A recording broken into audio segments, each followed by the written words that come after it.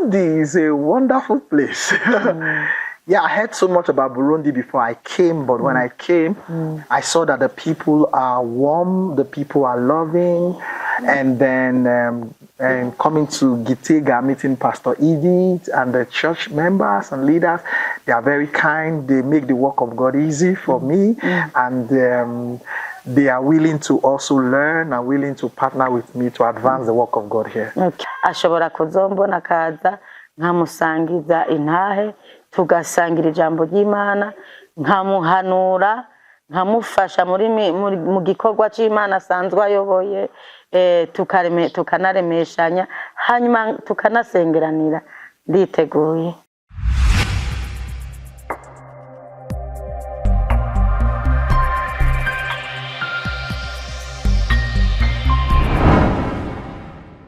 Shalom shalom bwoko bw'Imana, nizere ko muguwe neza natwe tuguwe neza, turi ku bikorwa bidasanzwe kandi bikomeye cyane. Mwamaze kubibona muri kumwe na Irambona Guilain, behind camera muri kumwe na Homi. Tubazaniye umushitsi uno munsi yavuye mu bihugu vya kure, twumvise ari ngaho Gitega, turaza kugirana ikiganiro kugira atuyagire byinshi ku bijanye n'igihugu yamukamwo, kugira ngo natwe bibandanye biduha icigwa kugira ngo tubandanye dutera imbere tujye imbere nkuko twabibemereye uno mwaka. Rero Imana ibahezagire cyane mudukurikirane. Yes, nuko mwamaze kubona twababwiye umushitsi tubazaniye, bari kumwe na mama pasteur. Mama pasteur niwe yakiriye uno mushitsi. Rero imbere byose tubanze turamutse mama pasteur. Amahoro neza. Tubanze tubashimire kubona mwaduhaye akajya ko guhura n'uno mushitsi. Murakoze cyane. Yego, kubatabazi murashobora kwivuga bakamenya naho mukorera ibikorwa. Yego, nitwa Pastor Nduwayesu Edith, nkabandi umurongozi wa Church of God Mission. Dukorera ngaha ari mu Ishatanya ku impande y'ingoma ya Sentinelle, ushitse ku Idodani ukacuka tukuye nk'uja ku Muganuro. Yego, niho dusanzwe dukorera ibikorwa by'Imana. Imana ibahezagire cyane. Rero mwatuzaniye umushitsi, arashobora kubanza akatwibwira mbega yitwa gute, ava he? Yego cyane, twabazaniye umushitsi twatewe n'iteka n'icicaro gikuru ca Church of God Mission Nigeria, baca baraturungikira mu missionnaire. Tumaranye iminsi kandi twabaye mu bihe byiza cyane. N'umukozi w'Imana, Imana yasize amavuta, Imana iramukoresha cyane mu gusengera abagwayi, mu gusengera abakizwa. Iminsi tumaranye hariho benshi bamaze gukizwa, hariho abandi bamaze gukira indwara, hariho n'abandi yagiye hanurira bamaze kubona ibitangaza bigaragara. Rero kumugira n'umugisha. Murakoze cyane. Tuzerewe ku mushitsi, mbega mwitwa abandi? Reka tumwakire. Welcome so that you can introduce myself. Yeah. All right, my name is Reverend Christian Ahmed from Church of God Mission, Nigeria. I pastor with Church of God Mission in Nigeria, served the mission for a couple of years, and this year makes it the 20th year I've served in the mission. And by the leadership of the Holy Spirit, the Archbishop of Church of God Mission and the leadership deemed it fit for me to be sent down to Burundi for the work of God and work of missions here in Burundi. So I am glad and I'm happy to be here, and I want to thank this TV station for the opportunity to share God's love and to share the wisdom and the knowledge of God with us. You are welcome in Burundi. Thank you very much. Urakoze cyane. Tubandanye rero ku biganiro mwamaze kumwumva umushitsi wacu, turi ku bikorwa bidasanzwe kandi bikomeye cyane. Umushitsi wacu dusangize ubuzima bwo muri Nigeria, ubuzima bw'imwema. No kuvuga nagomba kugira ngo kubatumva icyongereza mbanze ndababwire umwidondoro ahejeje kugira. Avuze yuko yitwa Reverend Pastor Christian Ahmed, yajava ku cicaro gikuru Nigeria. Yari asanzwe ari umwungere arongoye ishengero muri Nigeria, ari senior pastor.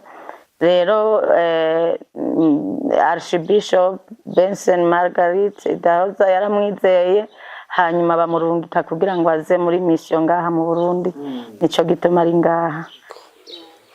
mwodusangiza ubuzima bw'imwemu bwo muri Nigeria. Yes, you can share the lifestyle of Christian in Nigeria. All right. That's the one. Praise God.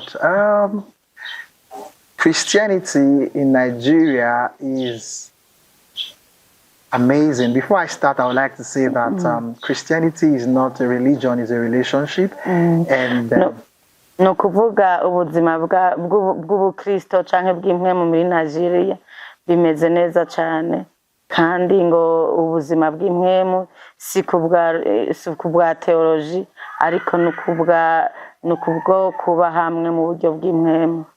And Papa Benson Idahusa is one man that was a great man of God, a man of faith, and a man that God used to do a great work of God in Nigeria and across Africa and the nations of the earth. He was the one that wrote the book Fire in His Bones. And Papa began his ministry in ancient Benin City. Then Benin City was a city that was filled with traditional things, filled with blood, filled with evil acts, until God sent in Papa Idahusa. In fact, his ministry was so profound that there was a time when he began to preach. He made an announcement and said that the group of the witches in Benin City came together and said they are going to hold a meeting. And Papa Idahusa came and said the witches cannot hold any meeting. And so we have to explain. Okay. We have to do small. Okay, so we edit this out. Okay. Yariko arasigura ubuzima bw'abakristo muri Nigeria, nk'uko dufise umupapa Idahoza ariwe yatanguje igikorwa c'ikanguro muri Nigeria. No kuvuga n'umugabo Imana yahagurukije, yari umugabo akomeye cyane yakorera Imana kandi yakoreshejwe bitangaza bitandukanye. Yabaye hajya muri Benin City, hanyuma Imana imuhagurutsa ari ngaho muri Benin City. Cari gisagara kimeze nabi cyane, igisagara casesekamwe amaraso menshi, carimwe abarozi benshi. No kuvuga buri mwaka ico gisagara batanga ibimazi vy'amaraso, aho yigeze ku Imana imuhagurukije akoranya inama avuga ati ngomba nkoranye inama ntumira abarozi bose kugira ngo baze muri ako gasagara, hanyuma bagaragaza Imana yabo, nanje ngomba kugaragaza Imana yanje. Hanyuma ico gihe barakoranije abarozi benshi nk'uko yariko arabivuga, haraba iyo nama. Hanyuma aravuga ati nyamba senga Imana yo mwijoro, umurozi wese atemera gukizwa ngo yihane ategerezwa gupfa. Ico gihe Imana imukoresha ibitangaza, abarozi bemeye kwihana barakize, ariko abavyase bose barapfuye naho yarageze. Papa's message was a message of faith, was a message of love. Papa brought the message of the gospel of Christ to Nigeria and to Africa. No kuvuga Papa Idahoza yari umugabo w'ukwizera, yari afise ukwizera gukomeye cyane, kandi Imana yaramuhagurukije imukoresha muri Afrika ndetse no mu bihugu bitandukanye vy'Iburaya. And one of the display of faith was when he told the head of the witches. That one said the meeting. He told the head of the witches said, even if God come down, that the witches will hold their meeting in Benin City. Kimwe muri uko kwizera nico catumye hamagara uwo muntu yarari ku mutwe w'abarozi avuga ati dutegerezwa gukorana, hanyuma tumenye Imana yo mwijuru n'Imana y'ibigirwamana. And Papa Idahusa said to the head of the witches that God did not need to come down, that's why I'm here. The meeting will not hold. Papa Idahoza yaravuze ati ntibikenewe ko Imana iza kugaragara ngaha, jewe nije Imana igaragaramwe kugira nkoreshe iyo nama mwateguye yanyu ntiza kubandanya. And so the head of the witch and then they staged a media meeting like this for interview and for talk. And in the media meeting, Papa asked the witch, say here now that you are a witch. Just say now that you are a witch. And if the power of God will not kill you. And then the witch was scared, so he couldn't say that. And he said, so since you are not a witch, then there's no need for this interview. And then that meeting will not hold. And the meeting did not hold. Okay. Ico gihe rero papa Idahoza yabajije uwo arongoye abo barozi aravuga ati nagomba ndakubwire wiyemeze uvuge kuri umurozi muri no koraniro. Ati ni wabivuga Imana irakwica.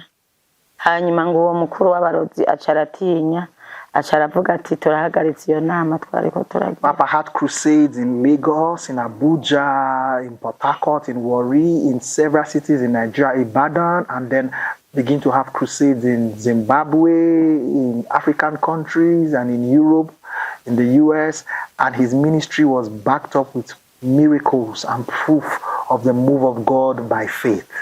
Okay, papa yarakoranije ibikorane bitandukanye nka Abuja, Lagos n'ahandi hose, hanyuma araja muri Afrika, iyo Congo na Zimbabwe n'ahatandukanye, hanyuma no muri Europe ni Buraya ahatandukanye yagiye akorerayo, kandi Imana yaramukoresheje ibitangaza kubwo kwizera yarafise n'urukundo rwishi yarafise. He was the one that made the statement that if your faith says yes, God will not say no. Niwe yashitse iryo jambo ati nyamba kwizera kwawe kuvuga ngo ego Imana nayo irabishingira intaye ko bitegerezwa kubuko nyene.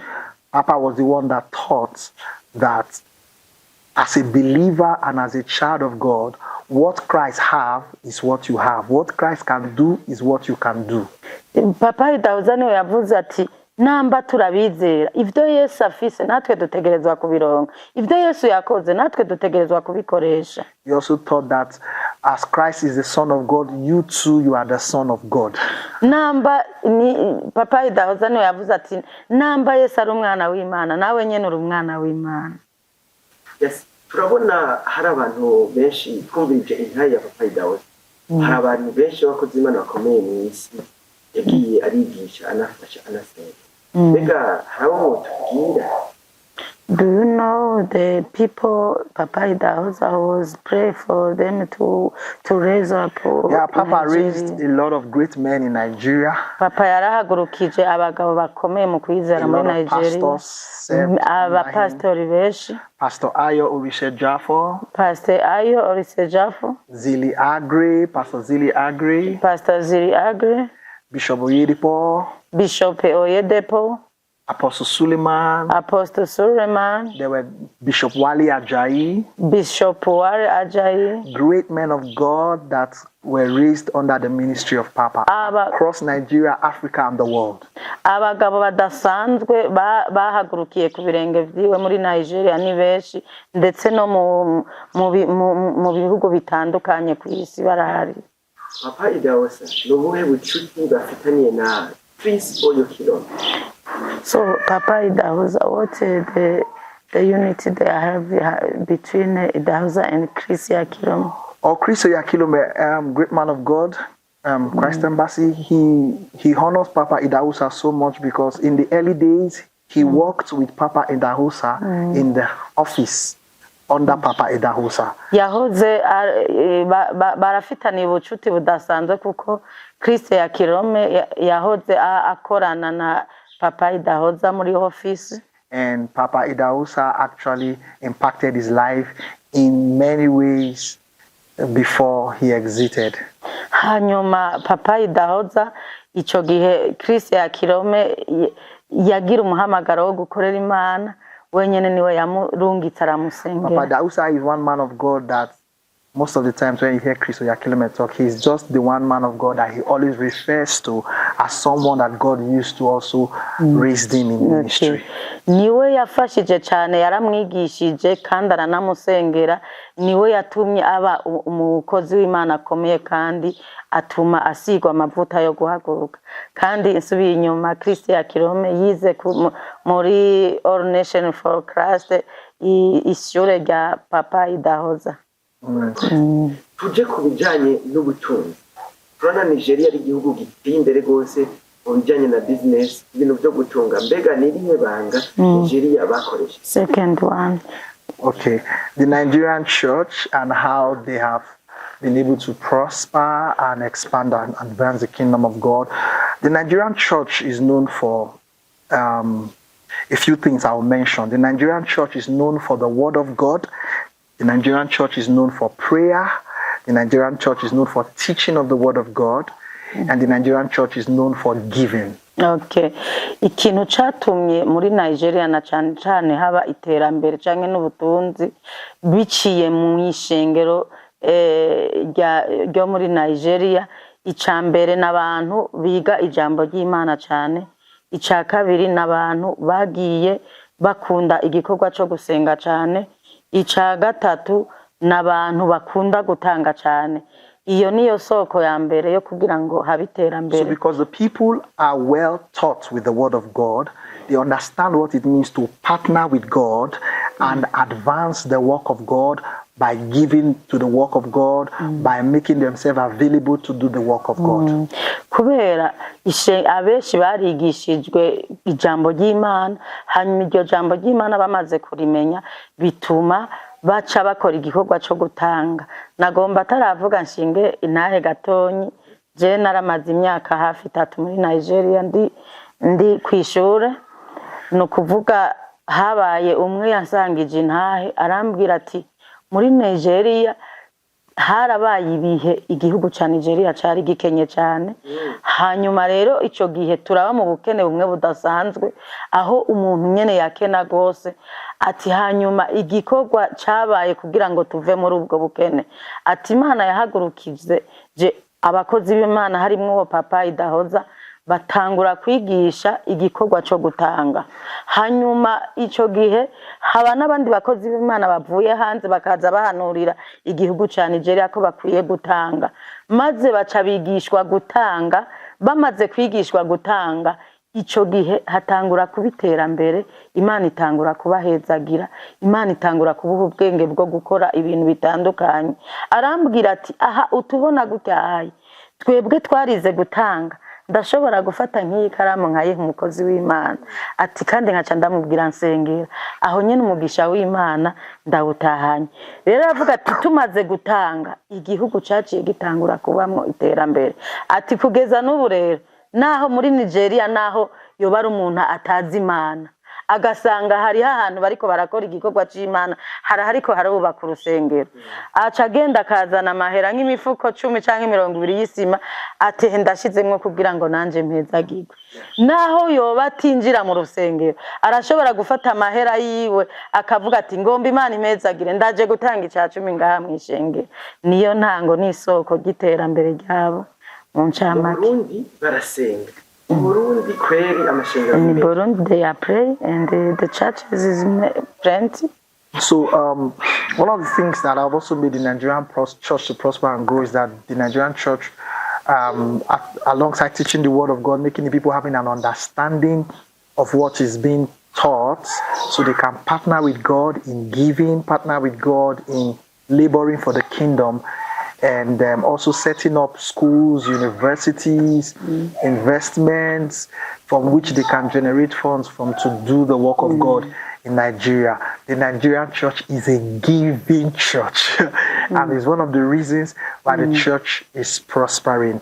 And they have bodies that makes them work together in unity, like the CAN, Christian Association of Nigeria, like PFN, Pentecostal Fellowship of Nigeria. So I don't know if they have such bodies here too. You have to say small. Okay.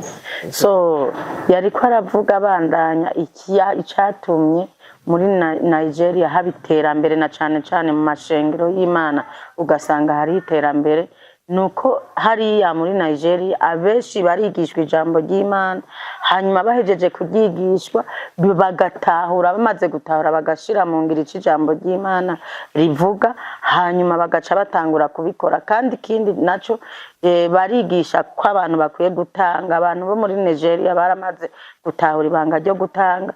Ikindi naco barahimiriza abantu kuja ku mashure bakiga ibijanye n'iterambere, bakiga ibijanye n'urudandazwa, bakiga ibijanye no guhingura ibintu gutyo bitandukanye. Ico nico catumye batera imbere. Ubu rero mwashitse ngaha anye mu gihugu cy'u Burundi. Now you are here in Burundi.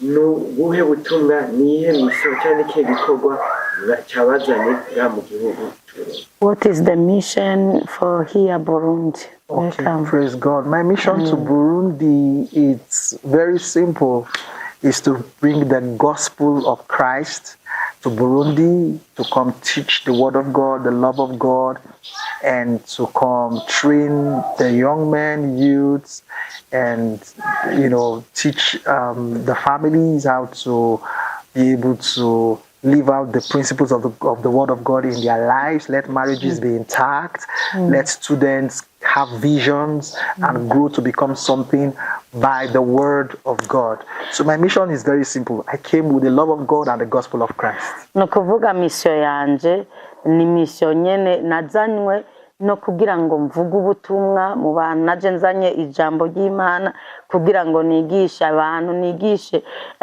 ishengero ry'Imana kugira ngo rikorere Imana, kandi naje mfise umutima w'urukundo kugira ngo nshobore gufasha ingo zubake neza, na cyane cyane urwaruka kugira ngo habe iterambere, urwaruka bamenye Kristo, bihana ibyaha, nyuma bahejeje kwihana ibyaha bakorera Imana. Mu bisanzwe mission yanje yanzanye n'ubutumwa bwiza. And to see development, to set up schools, hospitals, vocational training centers. Ikindi cya kabiri naco no kugira ngo habe iterambere mu gushinga amashure, ibitaro n'ibikorwa bitandukanye vy'iterambere mu Burundi. Mbega mumaze gushika mu gihugu mwabonye gute Burundi bumeze gute no ngaha mu ntara nziza yacu ya Gitega?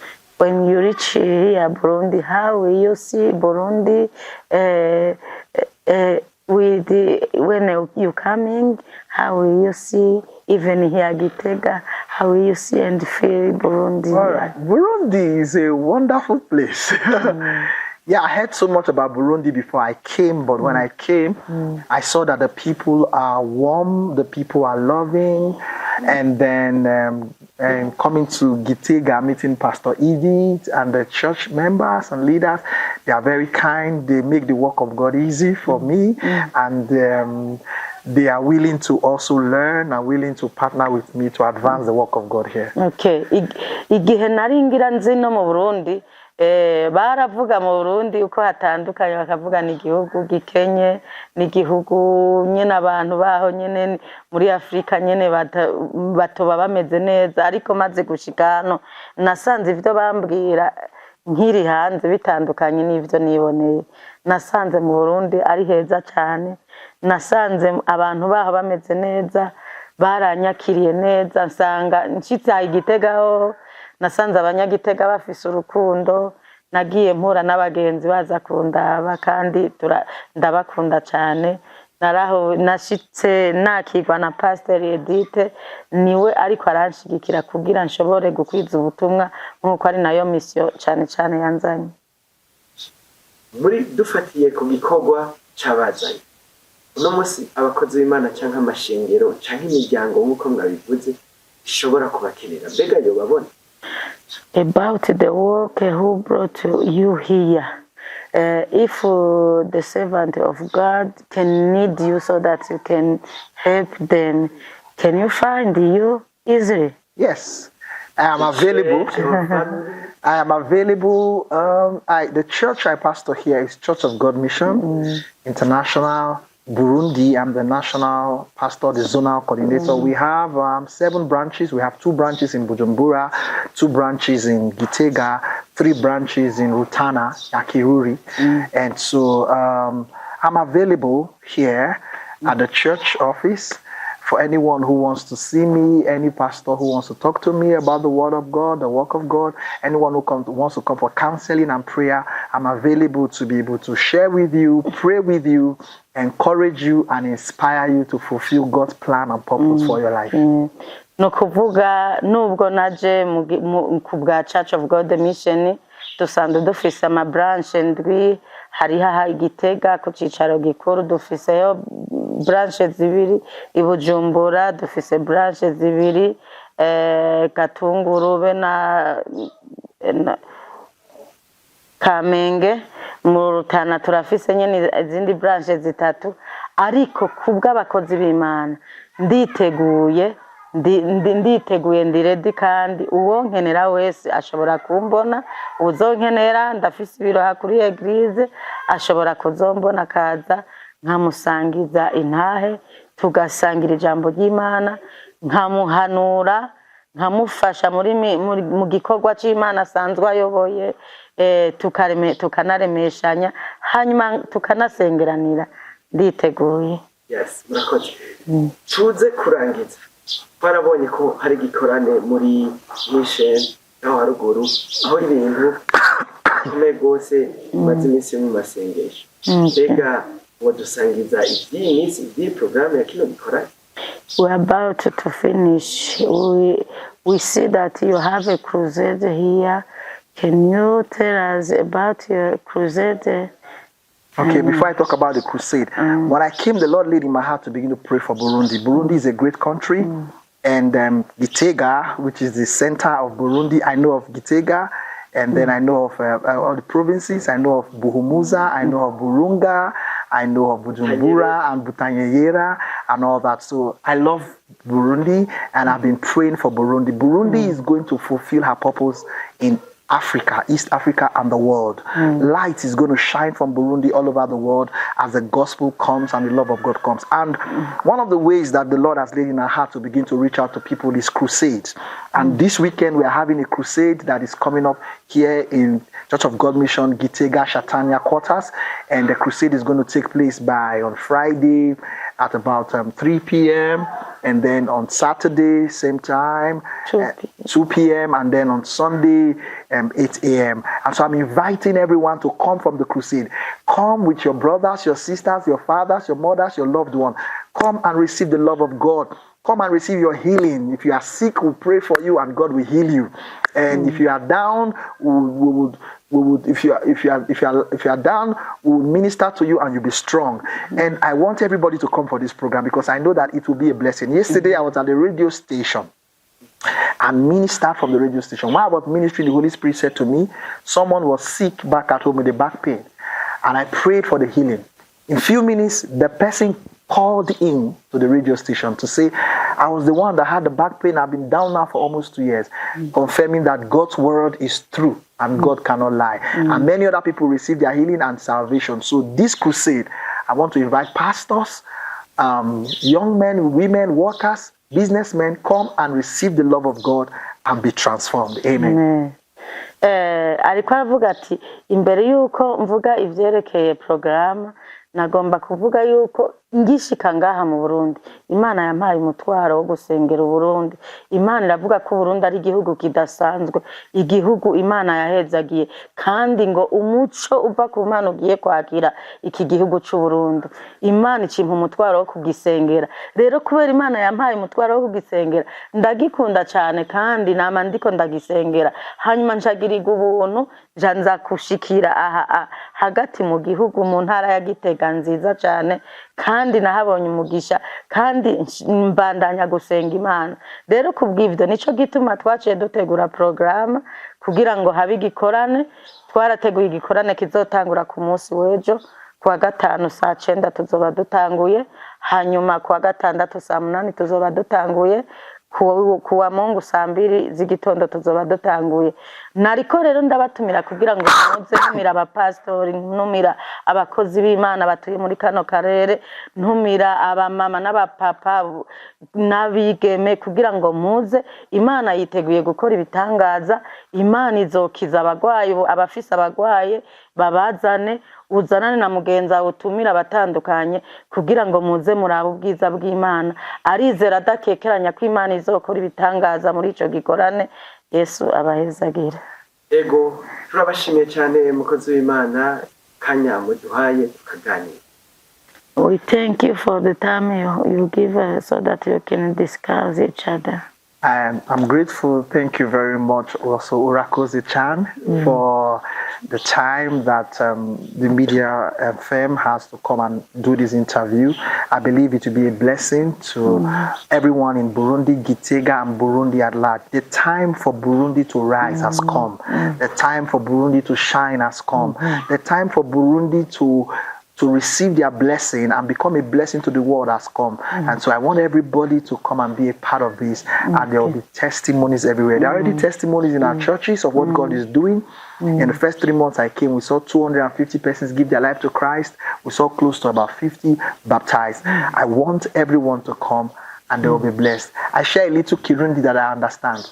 Maramutse, that says good morning. Amahoro says peace. Yeah, and so gradually, buke, I'm learning Kirundi. Okay. Aravuze ati namwe arabashimiye kuba mwaje muri kino kiganiro.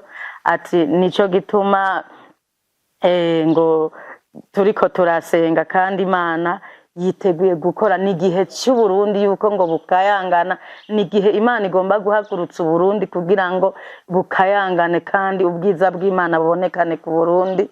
Nico gituma rero ngo anezerewe no kuba muri no programa kandi ashima Imana mu ncamake ngo mwakoze cyane kandi ngo yiteguye gusangira ijambo ry'Imana namwe yiteguye gusangira ibitandukanye muri kano kanya. Share with us from Romans chapter 1 verse 16. Romans chapter 1 verse 16. Tugiye gusangira ijambo ry'Imana riri mu Baroma igice ca mbere ku murongo wa 16. Romans chapter 1 verse 16. Paul speaking here says, I am not ashamed of the gospel of Christ. It is the power of God unto salvation. Paulo yaravuze ngo sinzotegwa isoni n'ubutumwa bwiza ngo ari ubushobozi bw'Imana buzima.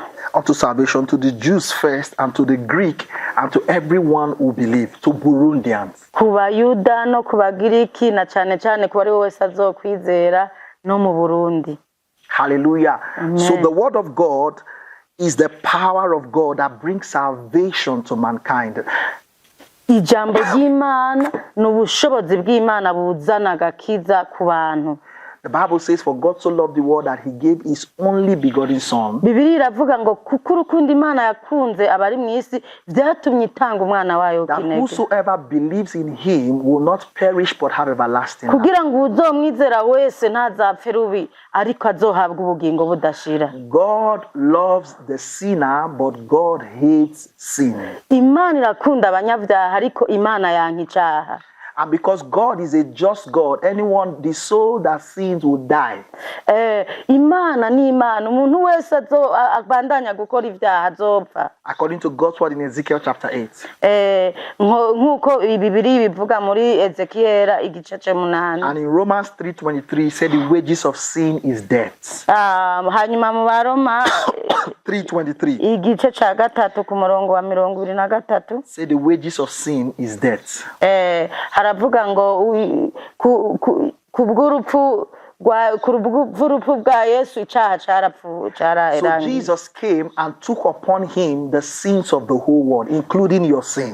Yesu yaraje hanyuma yikorera ibyaha by'abari mu isi bose kugira ngo we nawe ucungurwe. And when he was on the cross dying with your sin, he also took all the sicknesses of the world upon him on the cross. Igihe ari ku musaraba yapfuye abambanwa n'abanyabyaha kwari kugira ngo yikorere ibyaha byacu abijane ku musaraba. And so Jesus has died for your sins. You don't need to die for that sin again. Yesu rero yaramaze gupfa kubw'ibyaha byawe. Ntibikenewe yuko upfa wishwe n'ibyaha. All you need to do now is to believe the Lord God's word with your heart and confess with your mouth and you'll be saved. Icyo tukeneye gukora rero nuko twizera Yesu Kristo hanyuma tukemera kwihana ibyaha byacu hanyuma tukaba abakijijwe. Many years ago I was not saved, I was not born again, I was a Muslim until I met with Jesus. Imyaka myinshi yarenganye sinari bwakire Yesu nk'umwami n'umukiza nava mu muryango w'abamizirima. 1997 I received Jesus into my life as my Lord and Savior. 97 Imana yangiriye ubuntu irangendera hanyuma nakira Yesu nk'umwami n'umukiza mu bugingo bwanjye. And Jesus said to me, I will heal you and use you to heal the nations. Kandi Yesu acarambwira ngo nzogukiza hanyuma nawe nzogukoresha kugira ngo ukize amahanga. Now I've been doing the word of God, serving in the vineyard of God in Nigeria and traveling to nations, being a blessing with the gospel of the Lord. Kuva ico gihe rero naciye ntangura gukorera Imana muri Nigeria mbaheho njana ubutumwa hatandukanye mu mahanga atandukanye. Hallelujah. Amen. God is not interested in punishing you because of your sins. Imana ninezerejwe no kuguhana kubw'icyaha cyawe. God wants you to know Jesus, receive your salvation, and be free from sin, sickness, and oppression. Imana igomba ko wewe umenya Yesu hanyuma ukakira Yesu ukihana ibyaha byawe hanyuma ukaronka agakiza. And today, everyone that is listening to this broadcast, I want you to know that God loves you and God is calling you out of that struggle, out of that sin, so you give your life to Jesus. Hanyuma no munsi umuntu wese ariko aratwumva nagomba kumutangariza ko ngomba yuko wewe wakira Yesu ukamwakira hanyuma ukihana ibyaha hanyuma ukabandanya ugakurikira Imana. Since I came to Burundi, God visited one of the pastors and he returned back to the Lord and things are good for him now. Kuva igihe nje nkagera ngaha mu Burundi Imana yarakoze igendero mu pastor umwe yari yarasubiye inyuma hanyuma ndamufasha turamusengera hanyuma agaruka kuri Yesu. It's time for you to receive the love of God. When you receive the love of God, things will turn around for your good. Ni igihe cyawe cyo kwakira Yesu. Igihe wakira Yesu uraba mu bwiza bw'Imana kandi ibyiza birakugaruka. So I came to tell you that God is not angry with you. God loves you. Come as you are. Nagira ndakubwire kandi ko Imana itagushavuriye. Imana iracagukunda. Igomba yuko ugaruka ukaza kuri. So you receive the love of God and live by the grace and by the word of God. Wakira urukundo rw'Imana hanyuma ubeho kubw'ubuntu bw'Imana hanyuma ufashwe n'ijambo ry'Imana. There's someone watching right now. You have been feeling shame, down, guilty because of your sin, but Christ has paid for it. Hari umuntu uri kuraturorera hano umazigi utegwa isoni canke ugira ubwoba bw'ivyaha uri kurakora ariko naco bitwaye Yesu arakurindiriye kugira ngo agukize. Like the Bible talked about the woman at the well that met Jesus and Jesus preached to her and she ran into the city and said, come see a man that told me everything about my life. Biravuga ku mugore Yesu yasanze kwiriba amubwira inkuru nziza hanyuma wa mugore acarahindukira aza kubibwira abo mu gisagara yuko yahuye n'umuntu adasanzwe kwiriba amubwiye ivyiwe byose. So I came to tell you now, by the grace of God and by the love of God, you cannot continue in that sin and that sickness and that pain and that suffering. Over your life, receive abundant life now in the name of Jesus. Kandi ndatura ku bugingo bwawe kugira ngo wakire ubuzima busagutse mu izina rya Yesu. Someone is watching right now like the man at the pool of Bethesda for 38 years.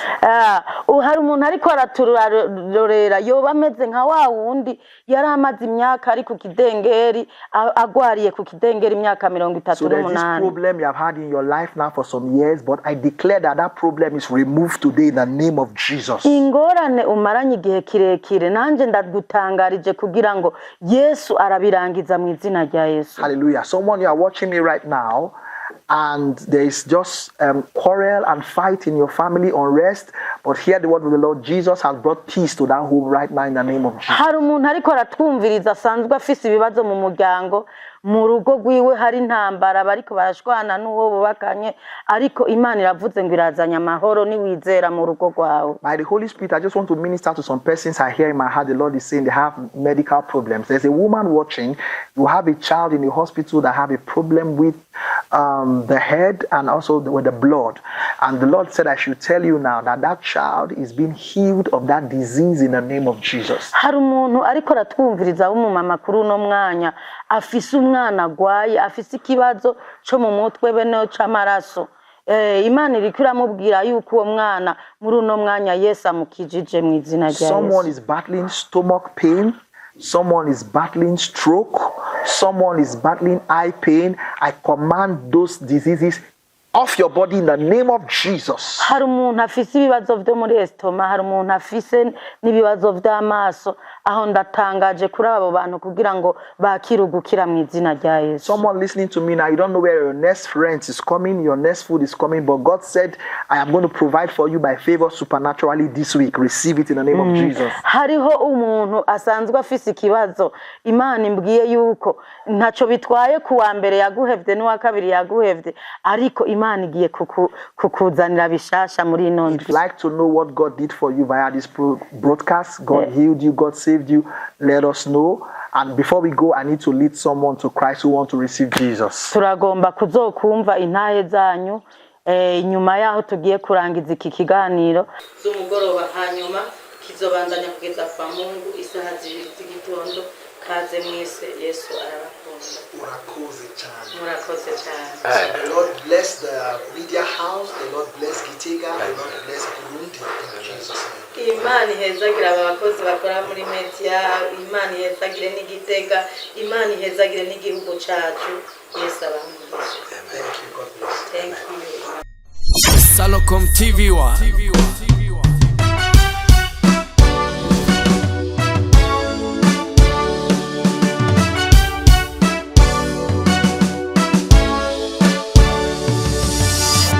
Salocom TV1 on YouTube.